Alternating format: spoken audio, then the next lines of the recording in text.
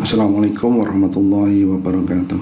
Mari kita bahas penerapan fungsi linier dalam bidang ekonomi. Kali ini kita terapkan dalam pembentukan fungsi permintaan. Kita ingat bahwa fungsi merupakan suatu bentuk hubungan matematis yang menyatakan hubungan ketergantungan atau hubungan fungsional antara satu variabel dengan variabel lainnya. Dalam sebuah fungsi ada variabel, kemudian ada koefisien dan ada konstanta. Dalam menerapkan pada fungsi permintaan, terlebih dahulu mari kita ingat fungsi permintaan menghubungkan antara variabel harga dengan variabel jumlah barang yang diminta.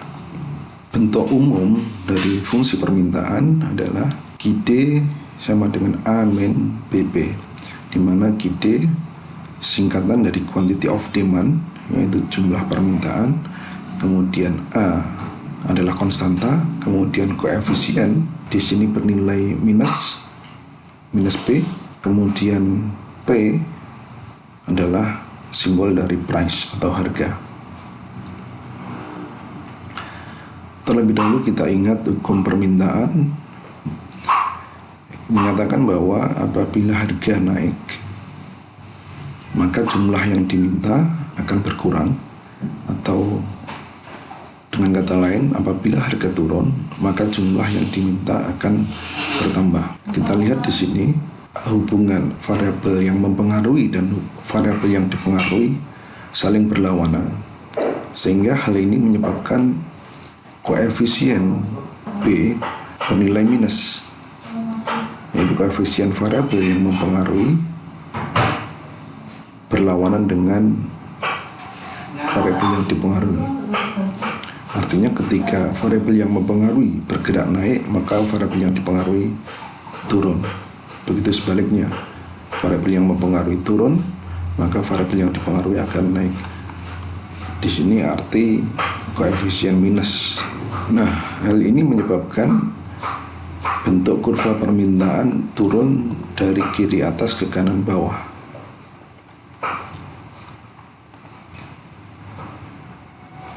Sekarang cara menggambar kurva.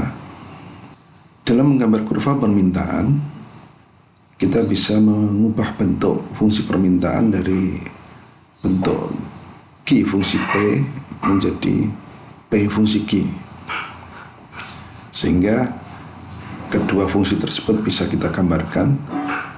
Ketika berbentuk Q fungsi P, maka konstanta akan memotong sumbu Q.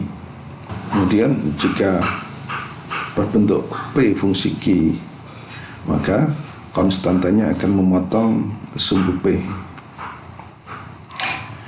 Langsung saja kita lihat contohnya. Diketahui harga barang ABC sebesar Rp5, maka permintaannya sebanyak 10 unit. Kemudian jika harga barang tersebut naik menjadi Rp8, maka permintaannya berubah menjadi 7 unit. Diminta menunjukkan fungsi permintaan barang ABC dan menggambar kurva permintaannya. Dari soal cerita tersebut, kita bisa mengkondisikan bahwa P1 sama dengan 5, Q1 sama dengan 10, P2 sama dengan 8, Q2 sama dengan 7.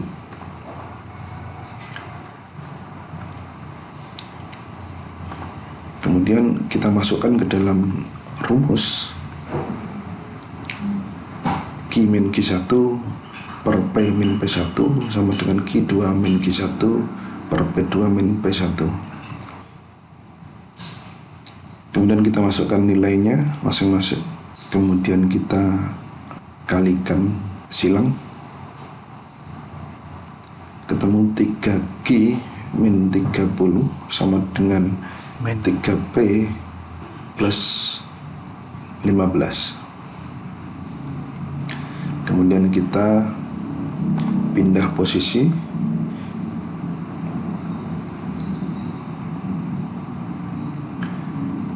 Menjadi 3Q sama dengan min 3P plus 15 plus 30.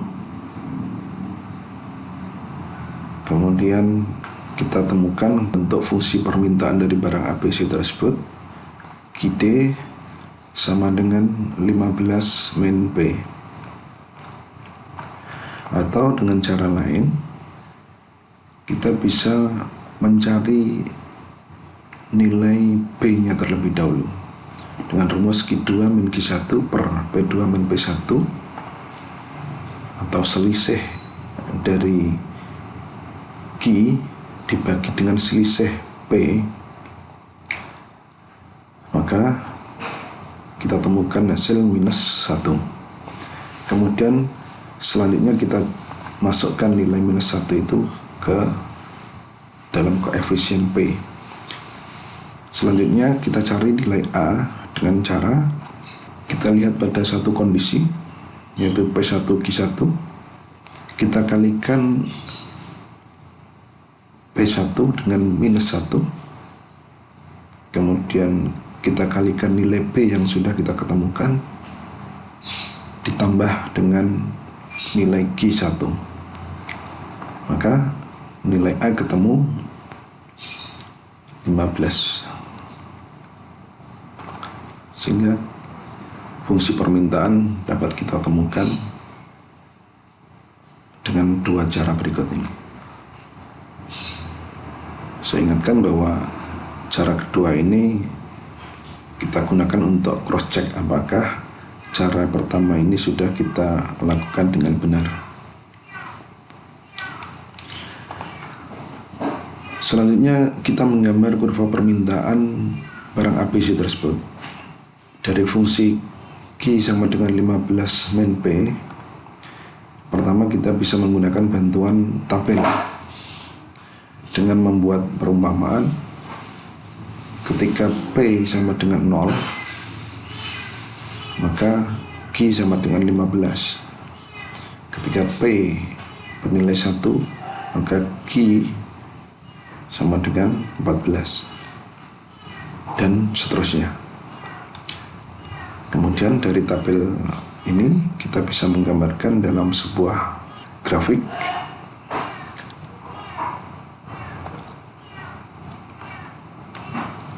ketika P 0, maka Q-nya 15. Kemudian ketika P-nya 15, maka Q-nya 0. Dari dua titik ini kita tarik garis lurus. Jadilah kurva permintaan dari fungsi QD sama dengan 15 min P.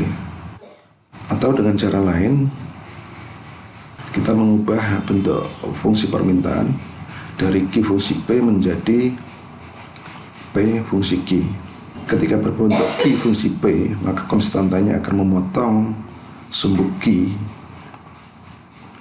di titik 15. Kemudian ketika berbentuk P fungsi Q, maka konstantanya juga akan memotong sumbu P di titik 15. Dari dua titik ini kita hubungkan menjadi garis lurus. Jadilah kurva permintaan dari fungsi QD sama dengan 15 min P.